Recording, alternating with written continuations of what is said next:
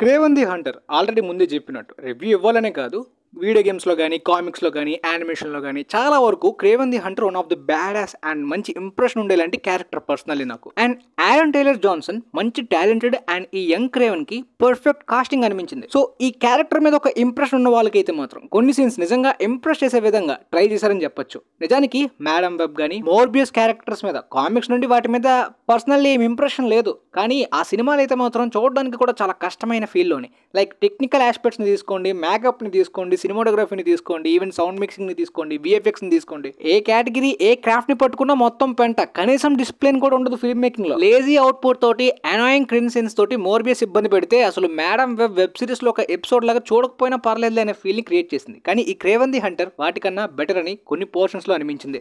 Madam వెబ్ని అయితే మాత్రం ఓటీటీలో కూడా చూడకండి అని చెప్తా, ఈవెన్ మోర్బియస్ని కూడా. కానీ ఈ క్రేవన్ ది హంటర్ అలా కాదు. ఖచ్చితంగా మీకు వీలైతే ఓటీటీలోని పక్కగా ట్రై చేయొచ్చు అనేలాంటి కొన్ని మూమెంట్స్ ఉన్నాయి. ముఖ్యంగా ఈ ఫిల్మ్లో అయితే మాత్రం quality, animal VFX, CGI quality అయితే మాత్రం లైక్ బిగ్ లయన్ని, బిగ్ లేపార్డ్ని, బిగ్ బేర్ని ఇవన్నీ కూడా నిజంగా ఆ సైజులో ఉంటాయా, లేదంటే ఈ ఫారెస్ట్లో మాత్రమే ఆ సైజులో ఉంటాయా, లేదంటే ఫిల్మ్లో చూపిద్దామని ఆ విధంగా చూపించారో తెలియదు, కానీ కాస్త పెద్ద సైజులోని భయంకరంగా, టెరిఫైయింగ్గా, ఇంట్రెస్టింగ్గా, రియలిస్టిక్గా, థియేటర్ ఎక్స్పీరియన్స్లో కూడా మంచి థ్రిల్ ఫీల్ అయ్యేలాంటి యాక్షన్ అడ్వెంచరస్ సీన్స్తోని డిజైన్ చేయడం చూస్తున్నప్పుడైతే మాత్రం ఒక సినిమా తీద్దామనే అటెంప్ట్ కానీ, ఒక ఇంటెన్షన్ కానీ, ఒక డిసిప్లిన్ కనిపిస్తుంది. ఈ మేడం వెబ్ మోర్బియస్ లో కనీసం అవేమీ కూడా కనిపించవు. దాంతో పాటు main lead Aaron Taylor Johnson అయితే మాత్రం ఈ క్యారెక్టర్ కి ఫుల్ ఎఫర్ట్స్ ని పెట్టేశారు. మేబీ క్రేవన్ ఆయనకి బాగా నచ్చిన క్యారెక్టర్ అనుకుంటా. కంప్లీట్ గా ఇన్వాల్వ్ అవ్వడానికి, ఫుల్ ఎఫర్ట్స్ ని పెట్టడానికి ఆయన ఎనర్జీని పర్ఫార్మెన్స్ లోని కనిపించింది. కానీ జారెడ్ లీటో గానీ, డకోటా జాన్సన్ గానీ వాళ్ళైతే ఆ మోర్బియస్ మేడం వెబ్ క్యారెక్టర్స్ ఇష్టమే లేదు, ఇంట్రెస్ట్ లేనట్టు, అసలు కాస్టింగ్ లోని మిస్ కాస్టింగ్ అనే టైప్ లోని ట్రోల్ మెటీరియల్ లాగా మారిపోయారు. బట్ క్రేవన్ ది హంటర్ చూసిన వాళ్ళకైతే మాత్రం అలాంటి వెబ్ ఎక్కడ కూడా రాదనమాట. కానీ ఈ బ్యాడ్ యాస్ క్యారెక్టర్ లో ఉన్న ఆ మెయిన్ పొటెన్షియల్ ని, ముఖ్యంగా ఆరిజిన్ స్టోరీలో ఉన్న ఆ ఎవాల్వింగ్ ని, ఆ టెర్రర్ ని అస్సలు వాడుకోలేదన్నమాట. బాగా చెడదొబ్బిన మూమెంట్స్ ఏంటంటే స్క్రిప్ట్ లోని అసలు ఆరిజిన్ యొక్క స్టోరీని ఈ విధంగా మార్చి డిజైన్ చేయడానికి చాలా అవుట్డేటెడ్, కనెక్టే లేని రొటీన్ ఎలిమెంట్స్ని ఎక్కువగా చూపించారనమాట. అసలు క్రేవన్ ఈ బ్యాడాస్ హంటర్గా ఎలా ఎవాల్వ్ అయ్యాడు, దాంతోపాటు కొన్ని క్యారెక్టర్స్కి ఉన్న ఆ పాస్ట్ కనెక్షన్ గురించి క్లారిటీ ఇవ్వలేదు. లైక్ చెప్పాలంటే చాలా సీన్స్ డిలీట్ చేసినట్టు, ఫ్లో మిస్ అయినట్టు, లిటరల్లీ క్రేవన్ హంటర్ ఎవాల్వింగ్ పర్ఫెక్ట్గా ఎక్స్ప్లోర్ చేసిన ఫీలింగ్ రాలేదన్నమాట. క్రేవన్లో ఒక పాజిటివ్ యాంగిల్ ఉంటుంది, ముఖ్యంగా నేచర్ లవర్ అనమాట. దాన్ని క్లియర్గా ఎక్స్ప్లోర్ చేస్తారనుకున్నాను, కనీసం టచ్ కూడా చేయలేదు. సో ఇది కంప్లీట్గా మిస్ అయిన ఫీలింగ్, ఒక ఆరిజిన్ చూస్తున్న ఫీలింగ్ రాలేదు.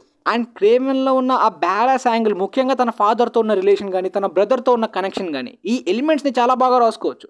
ఈ వరస్ట్ రైటింగ్స్ వల్ల అవన్నీ కూడా స్పాయిల్ అయిపోయాయి. రసెల్ క్రో గారి కాస్టింగ్ బాగున్నా నో యూస్, దాంతోపాటు కెమిలియన్ లాంటి క్యారెక్టర్ ఉన్నా నో యూస్, కనీసం ఇంపాక్ట్ ఉండదు. క్లైమాక్స్ లోనే కెమిలియన్ యొక్క లుక్ ని రివీల్ చేస్తారు అంతే. మెయిన్ పొటెన్షియల్ వాడుకోకుండా రొటీన్ ఎలిమెంట్స్ తోటి మొత్తం సినిమాని ఎందుకు నింపారనే ఫీలింగ్ లో ఉన్నాను అనమాట నేను. లిటరల్లీ ఎంతో ప్రిడిక్టబుల్ గా తీసుకెళ్లారు అవన్నీ కూడా. ఈవెన్ రైనో కూడా చాలా పవర్ఫుల్ ఫైట్ ని పెట్టారు. క్లైమాక్స్ లో అయితే మాత్రం వైలెన్స్, యాక్షన్ గానీ, వీళ్ళిద్దరి మధ్యన జరిగే ఆ ఫైట్ సీక్వెన్స్ అయితే మాత్రం థియేటర్స్ లో ఎంజాయ్ చేసే విధంగా డిజైన్ చేశారనమాట. లిటరల్లీ యాక్షన్ లో గానీ, అడ్వెంచర్ లో గానీ క్రేవన్ యొక్క పవర్ ని చూపించడంలో మాత్రం వర్క్ అయింది. కొన్ని సీన్స్ బాగా వర్క్ అయ్యాయి. లైక్ మేడం వెబ్ మోర్బియస్ అంతా చిరాకు తెప్పించే ఫైట్ సీన్స్ ఏవి లేవు, అన్ని కూడా బాగానే డిజైన్ చేశారు. వైలెన్స్ పొటెన్షియల్ కూడా ఇలా చూపించి ఇలా ఆపేసినట్టు. ఈ విధంగా డైరెక్షన్ ఫ్లాస్ గానీ, స్క్రీన్ ప్లాన్ స్క్రిప్ట్ ని రాసుకునే ఫ్లాస్ గానీ డిసప్పాయింట్ చేస్తాయి అనమాట. కాకపోతే మేడం వెబ్ మోర్బియస్ కన్నా కాస్త బేరబుల్ అయినప్పటికీ స్టిల్ బ్యాడ్ ఫిల్మే. సో ఓవరాల్ గా ఫిల్మ్ కి నేను ఇస్తున్న రేటింగ్ 5.8/10. లిటరల్లీ మీరు ఓడిట్లోని చూసుకోవచ్చు కొన్ని మూమెంట్స్ గురించి. వీలైతే కొన్ని సీన్స్ స్కిప్ చేయాలనిపించింది చేసేయచ్చు. మరి ఇంత మంచి పవర్ఫుల్ క్యారెక్టర్తో పాటు మంచి కాస్టింగ్, టెక్నికల్ ఎలిమెంట్స్ కూడా కొన్ని బాగున్నప్పుడు